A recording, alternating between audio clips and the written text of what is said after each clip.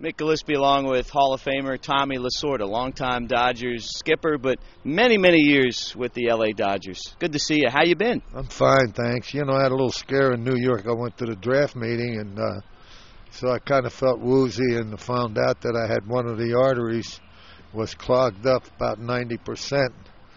So they just flushed it out, put a stent in it, and said, you're okay. I heard that you got some help from Joe Torre to maybe take a look at that. Not only Joe Torre, it was the commissioner first.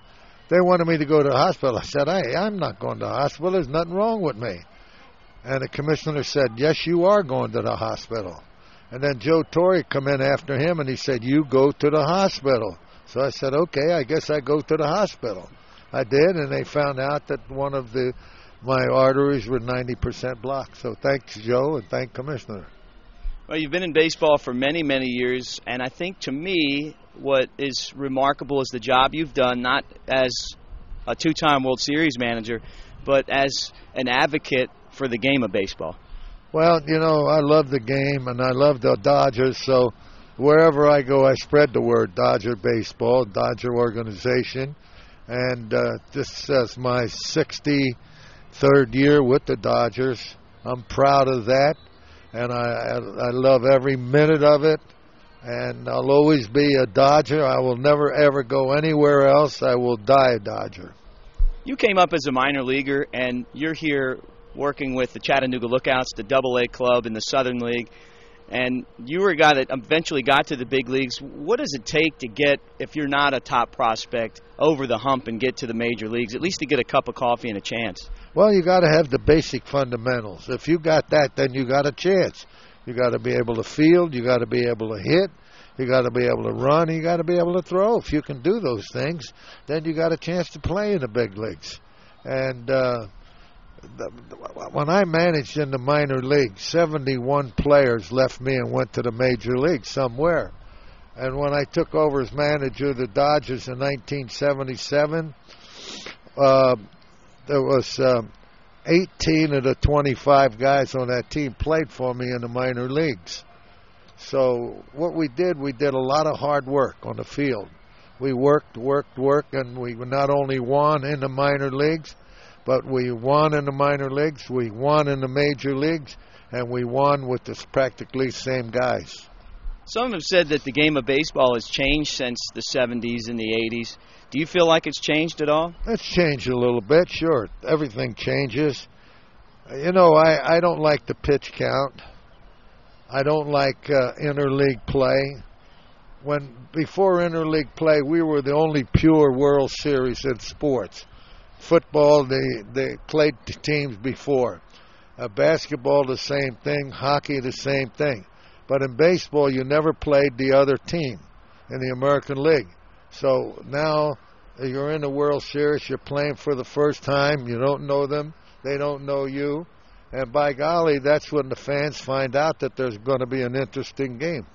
Talking about the game of baseball, the most memorable moment in the game for me was in 1988 when your Dodgers beat the Oakland A's, who at the time people didn't think that the Dodgers really had a shot in that series. And that whole World Series, to me, defined by that one at-bat by Kurt Gibson. And to me, that's also what makes baseball the greatest game on earth. Well, he hit that home run. He paralyzed the other team. They were never able to recover, and we beat them. We should have swept them in 4, but we beat them in 5. Simply because that home run, they just got frozen on it. And they didn't know how to react, because they thought they had that in a bag. As Eckersley said, it was so hard to hit, but he hit the home run and it made a big difference. But you got to look at the playoffs. We beat the Mets. The Mets beat us, I think, 12 or 13 games during the season. They were an outstanding ball club, and we beat them in a 7-game series. It was one of the 7 toughest games I've ever managed in. Every game was a cliffhanger. So consequently, we beat a great team in beating the Mets, and we beat a great team in beating the Oakland Athletics. What was the difference in Tommy Lasorda in that first World Series in 1981 and then the World Series that you won in '88 as a manager? Well, I think we should have won the one before the '81 because they made a bad call at home plate. They made a bad call when they didn't call the double play on the guy deliberately putting his body into the ball. Those things don't go anywhere else. But I guess in New York they were a little afraid to call them, so they let it go. But that was two of the things that hurt us real quick. Well, the Dodgers under you had many, many years of experience and success at the same time. Do you miss managing at all? Oh, sure. I have to miss it. But I feel it's better that I don't manage now. I had that problem with my heart at that time, and then I had it again. I don't think it was right for me to come back, and that's what I do. I did one thing. I never got fired. I think I'm the only manager in baseball who did not get fired out of the job. So in the 20 years that I managed the Dodgers, 205 managers were fired in 20 years. Why did they get fired? They don't win. You got to win in our game. Right. And that's what we did. The Hall of Fame is having its induction this year. Ron Santo is getting into the Hall of Fame. Cub, of course, the Smokies are the Cubs affiliate. I broadcast Cubs games during spring training.